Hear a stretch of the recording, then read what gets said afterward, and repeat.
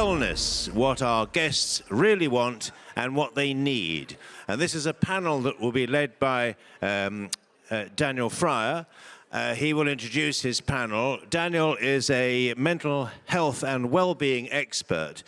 He is also a best-selling author. His next book, I believe, about to come out is called How to Cope with Almost Anything with Hypnotherapy.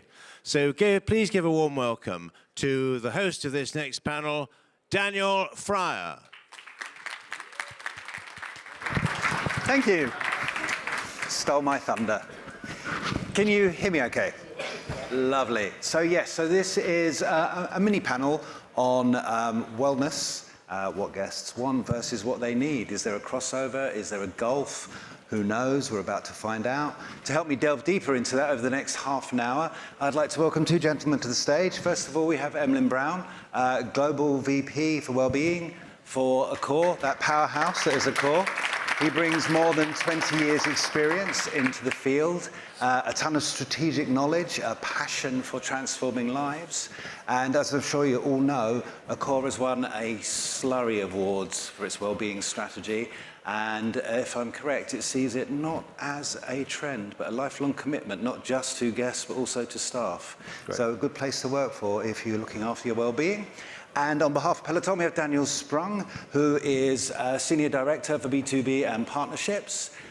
He has a passion for fitness. He's a former tennis pro. He's worked for several leading brands, including the fitness brand Accor. Was there for the acquisition of Peloton. He hit the ground running with that one, has made sure that fitness and B2B have been working hand in hand ever since. So thank you, and thank you. Thank you, Dan. So this is a wellbeing panel. How are you? I'm relatively well. A little bit jet lagged, Thank but you. in good spirits, thank you. Yeah. And yourself? Yeah, all well. Very, very good. So it's a bit of a broad question to fit into half an hour. But well-being itself and wellness, those two terms, to my experience anyway, used interchangeably. And different people have different definitions of what wellness is. So I just wondered what the Accor, the Peloton, and your own personal definitions of those things are. If you could start with you, please. Well, our definition is relatively simple. It's basically the dictionary definition of what wellness is. Wellness is actions that you commit to on a daily, weekly, monthly, annual basis. So it can be fitness, movement, 10,000 steps. Well-being is outcome, right? So well-being is the goal you're setting to become well on a general basis. It's a never-ending outcome, and one that changes all the time. But wellness is essentially actions, and well-being is outcome for us. Okay, so actions and outcomes. Yeah. And the outcomes, of course, you in this whole wellness experience, you need tools to get these outcomes, and I think there are tools out there in the world now which support that kind of basic need, what you said, which is movement, which is pleasure, which is also being the best version of yourself. And these tools or this tech supports that, and I think that's what how we see it, right? Yeah. How we can support this whole wellness journey. Yes. End up in well-being. Absolutely. Okay, excellent. So there are all guests. There is what they want. There's what they need. Are they one and the same? Are they different? What is the gap to your mind? I think the need, there's a definition out there for that, right? If the need is a necessity, that's something which is equal for all of us, for everyone. And I'm quoting now the white paper from Accor from Emlyn, but I think the basic need of being healthy and safe, which is mobility at the end, which is movement, right? I think that you experience pleasure, which is a well-being outcome. And I think the third one is really to live to the potential and to get the potential. That's, I think, basic needs we have. Yeah. And from a want perspective, I think the want is something which is more personalized. And if you think it in terms of wellness or of a guest, I think the want, when you think of wellness and wellness experience, I think it has to be an holistic approach for our guest. I think it has to be body and mind together. That has changed dramatically or drastically, at least to our findings.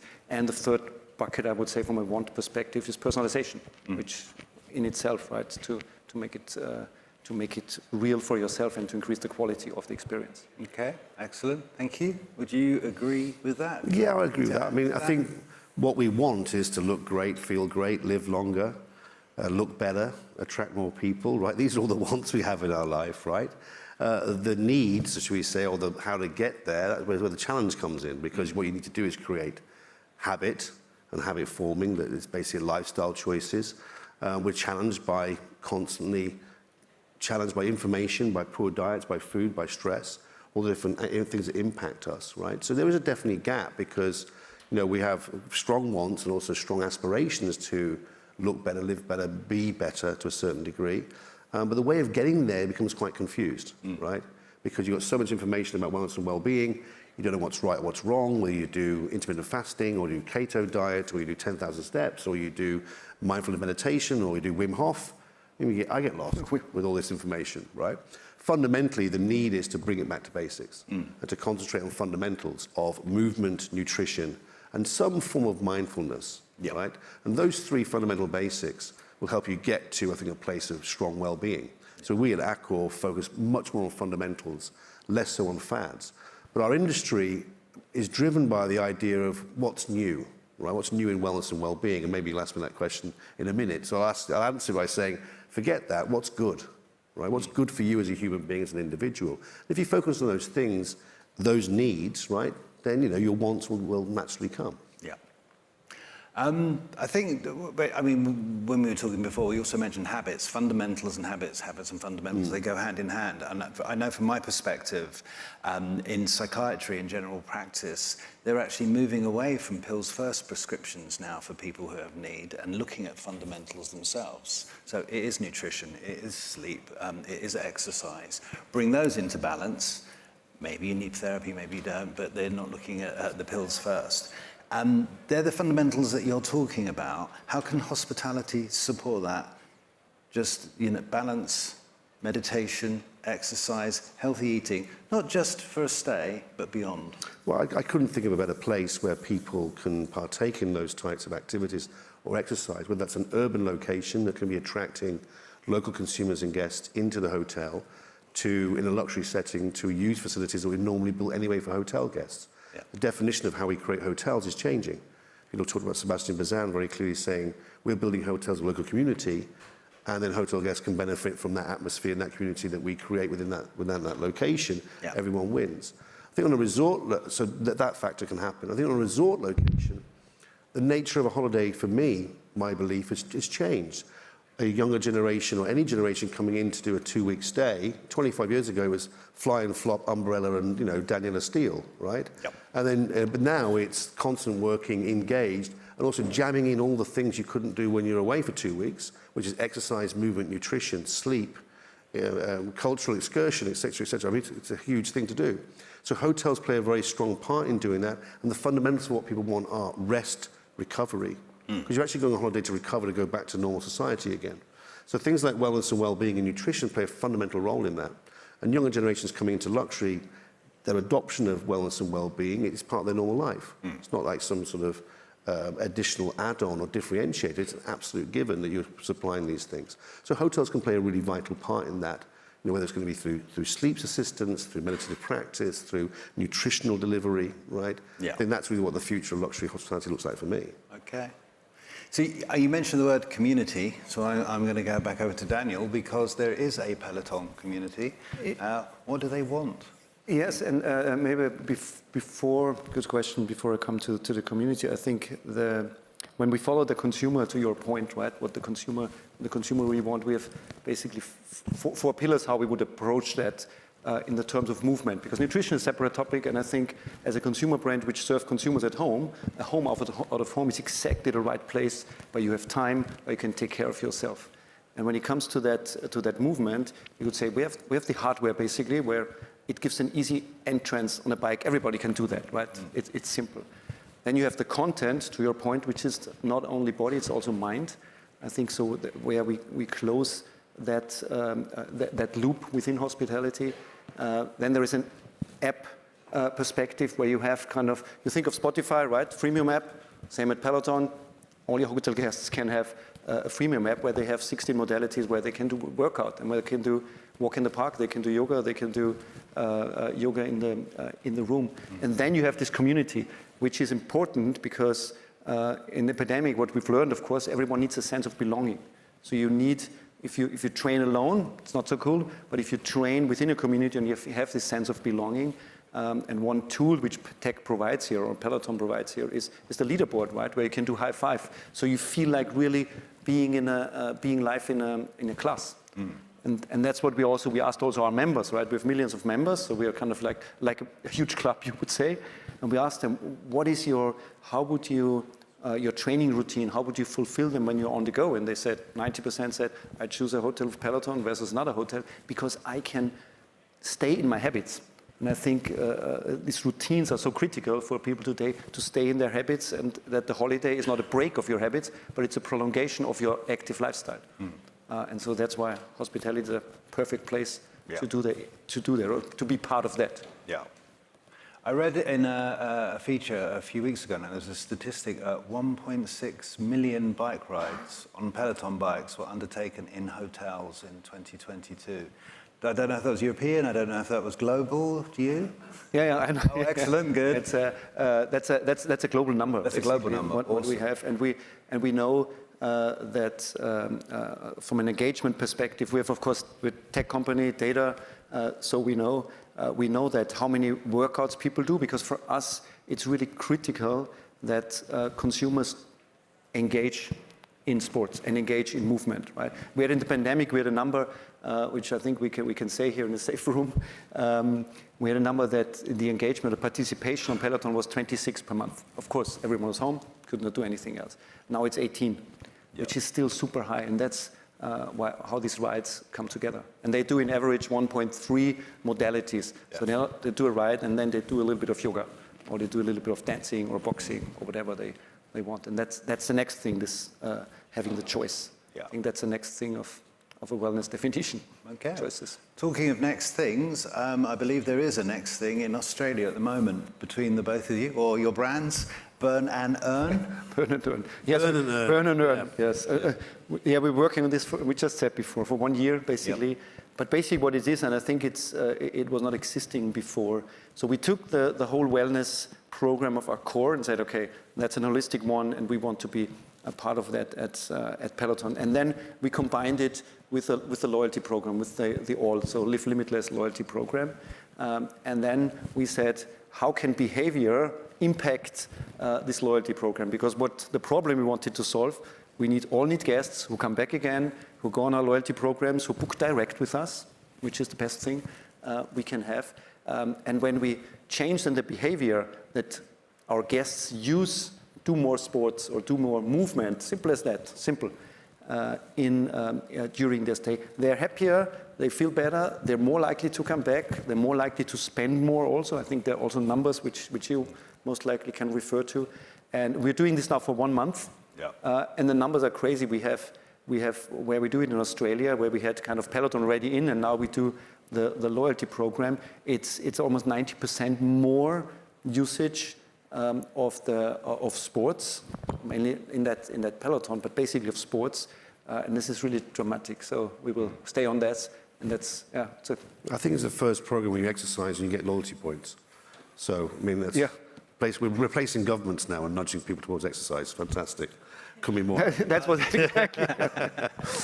I think that's the way society is going, though, isn't it? The government has abandoned its responsibility. Individuals are floundering, and it's up to brands, to corporations, to other environments to provide that not just the ability, but also the guidance and the advice. I shy away from making any further comments about governmental elements, but I can talk a little bit about, I think, what's the shift in society, that what's happening is certainly this, two things you mentioned before, a more preventative understanding than curative, right? And that's, thank God that's happening now in terms of one of the benefits, I think, from the pandemic to a certain degree is this understanding of people needing to own their immunity, own their health, and the education that took place during that 16, 18-month period has actually led to some great outcomes, some other challenging outcomes too. One of the outcomes is a much more educated and understanding consumer and person from all age groups who understands now they really need to own their immunity and own their health and their well-being. And secondly, during that period, the adoption of incredible habits,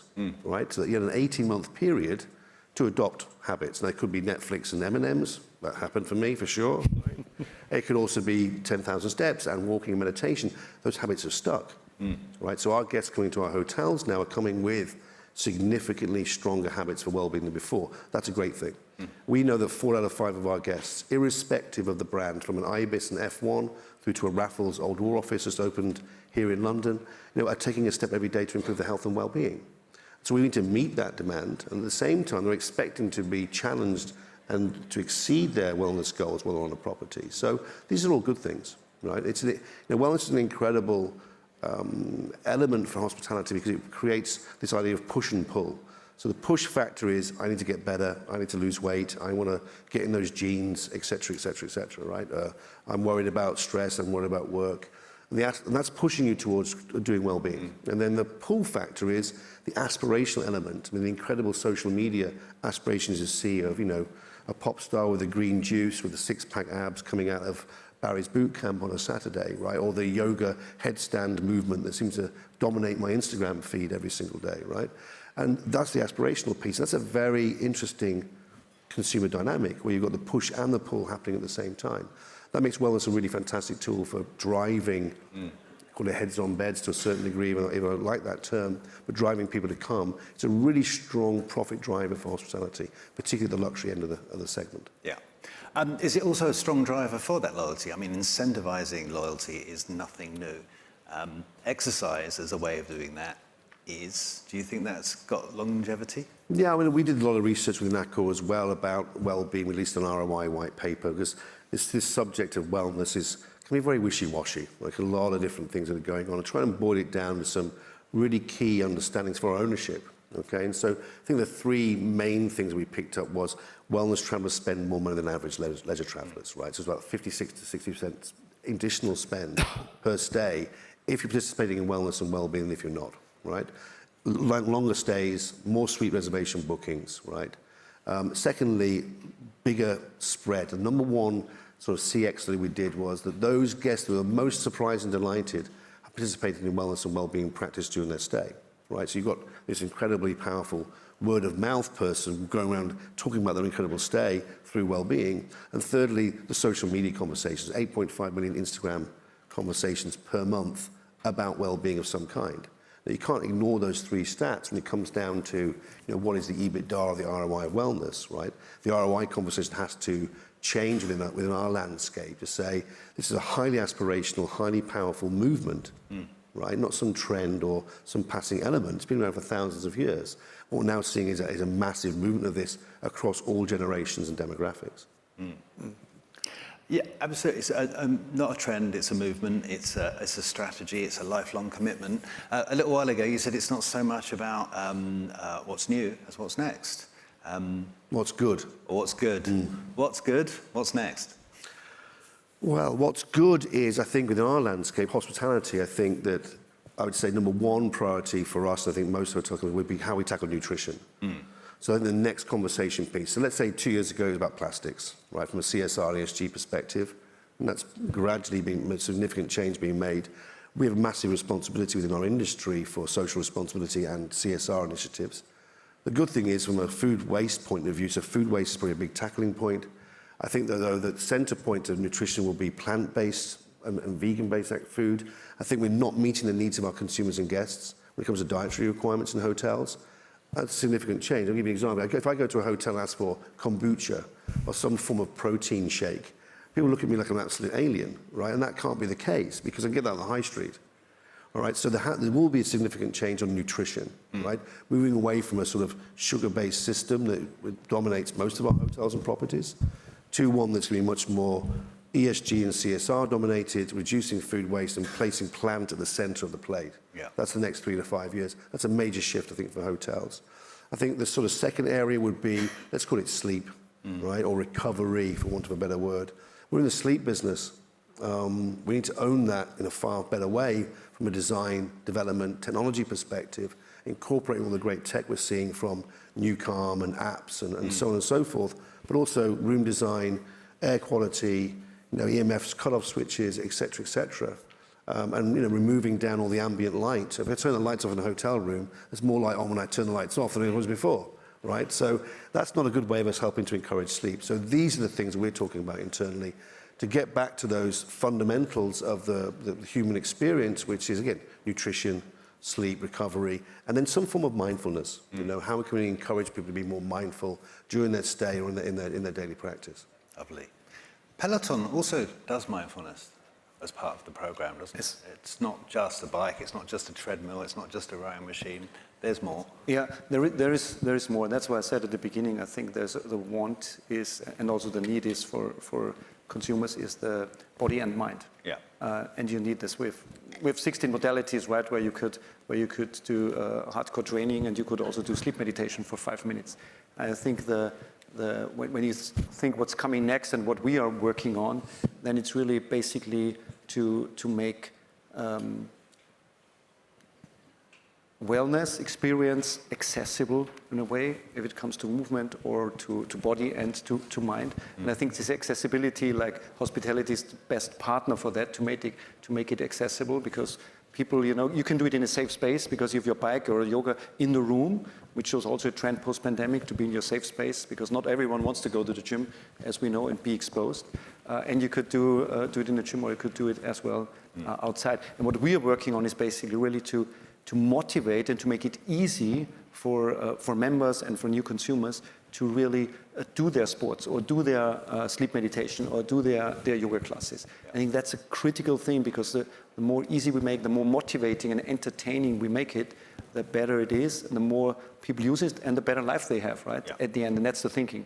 We basically keep away from nutrition, which is interesting, because as brand, it's very, you know, you get very fast into a discussion which as brand you don't want to have. So for now, we are out of that. We're really focusing on how can we help people to get motivated every day, to make it a habit, make it a lifestyle, and then, of course, have a better life. I think that's... Excellent. Yep.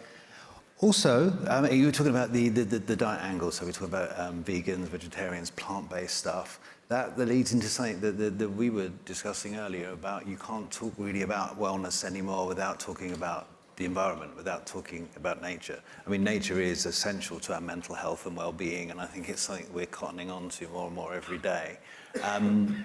What's the core stance on that? How can you bring that in line? So not just sustainability, not just ecology, but also nature as part of wellness. Well, I mean, it's good. I think the well-being and wellness and CSR initiatives and Well Planet absolutely interlinked. If you want to do a bit more about our opinion about that, you can go to our white paper called Health to Wealth, which came out about a year ago, and our podcast series where we explored all these dynamics of wellness and well-being.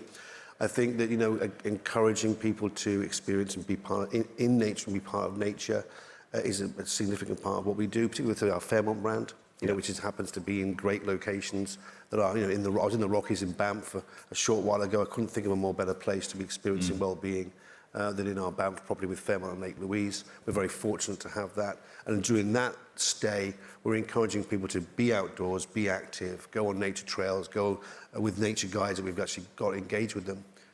But, you know, this idea of responsibility within hospitality for, you know, CSR and for planetary concerns is a big one, and one that, you know, Accor is taking very, very seriously with our CSR initiatives, with Brune Poisson coming from the government, from France, into our team to drive that. And it's, I think any hospitality company, you know, is not ignoring that and understands the massive responsibility they have to be tackling those things. Okay, thank you. Yes, you, of course. Feel free to chime in. The latest report just came out. No, but of course, it's a huge topic. We're a production company, kind of. We're not producing ourselves.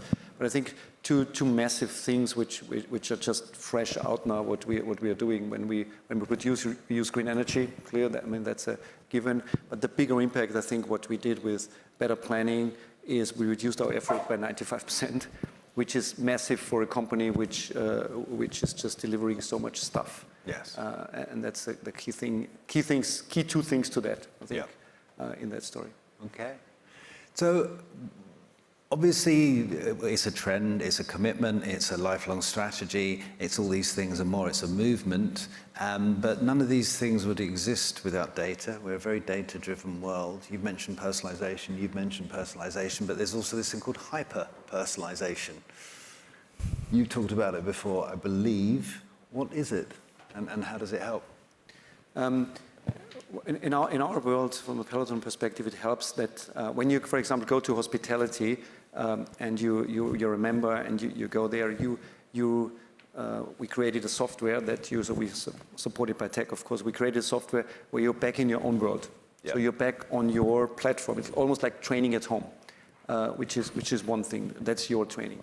And the second thing is, of course, when you do that training, you constantly get also recommendations on what you could do, what's good for you, what you used, what measured good for you. We have indexes, of course, on the platform where you've been tested, and all that. It's a constant, I would say, an involvement. It's not one-time personalization, but it's personalizing your, I would say, your wellness experience when it comes to Peloton on the way.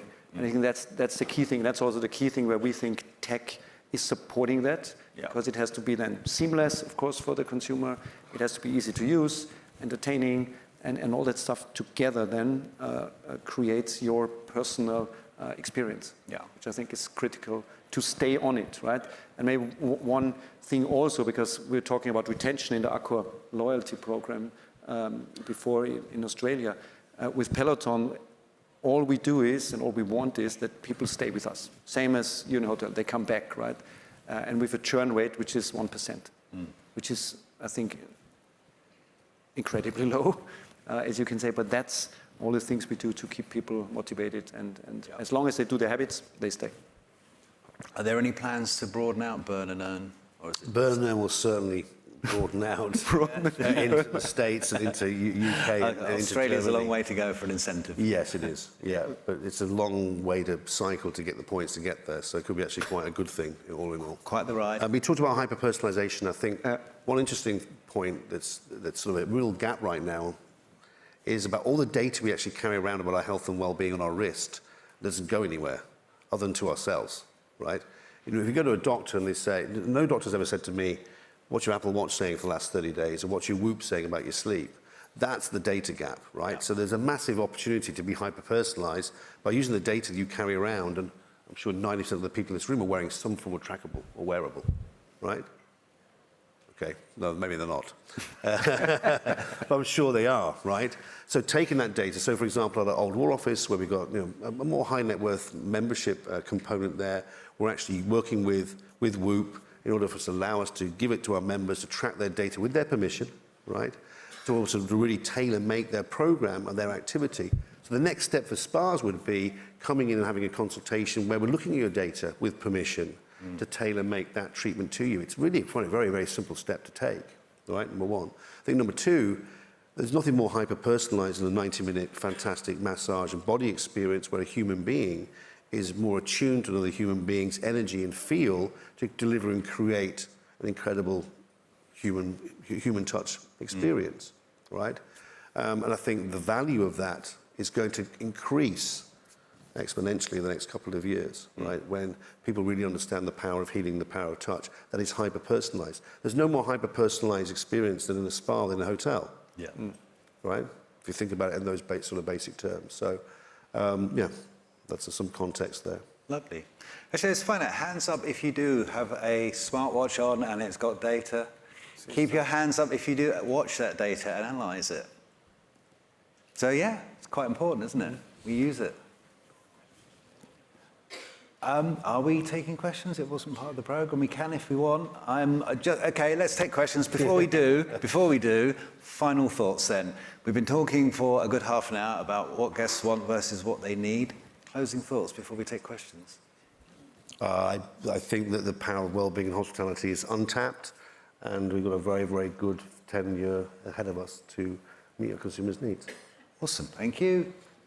Yeah, can echo that. I think it's not health to wealth. I think health is wealth. I think that's something which I think experience is. There was this saying. I think that because then I am. Yep. I think the new is experience, and now I am, and I think tech can support that. I think even the right use. I think that's important. Awesome. Thank you very much. Questions then, please. A hand went up straight over there. That lady, long brown hair. Right, I'll be right with you. The president got in first. Quick question, Harry. You've talked a great deal about the well-being and health of the guests. What about the well-being of the most important part of a business, the staff?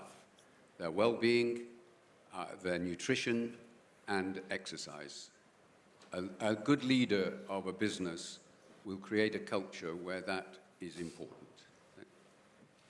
Absolutely. I mean, anything we're doing from a practice point of view for our guests has to cross over into what we're doing for our colleagues and employees, even more so, because we are in a period now of the need to attract talent that's not readily available anymore.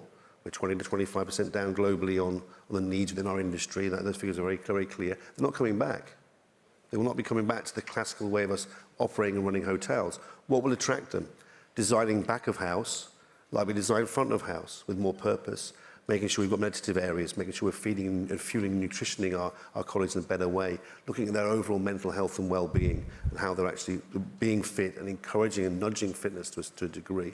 A number of our brands are taking part in that, but I couldn't agree with you more, right? The actual well-being focus has to be centre and then emanate to our guests, right? And any organisation that's doing that well, I think will be, one that will resonate more with their consumers as well, you know?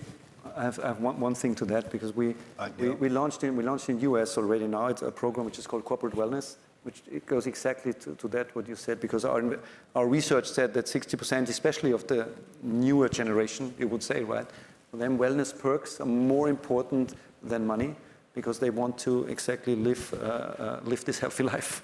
And so it's already launched, coming to Europe, hopefully soon. Absolutely. Lovely. Thank you. We've got one more, I think, in the center. We have Yes. to be a very quick question and a quick answer, I'm afraid. Thank you. So I do agree that nutrition is, I think, one of the most underlooked subject in the hospitality sector. Do you plan beyond plant-based to actually adopt an organic diet in your hotel? Because I think if you're vegan, you will certainly appreciate this. So more than data and the tick box, rather than, more qualitative. Yeah, well, there's a major commitment for our Fairmont brand, where we're actually bringing out vegan and plant-based menus. Let's say plant at the centre of the plate, and then a vegan options as well, right? But not some really far down the menu, right at the back, right at the bottom, like it's sort of some sort of dirty secret, right? Has to be front and centre. And that's happening within our Fairmont brand 100%, rolling out globally in the next 2024, 2025. And organic as well? Excuse me? Organic as well? Yes, absolutely, yeah. Yeah. I mean, local sourcing will be a requirement for any hotel from a CSR perspective anyway, right? So you combine those things together, you're creating a much more healthful plate and much more healthful dining experience.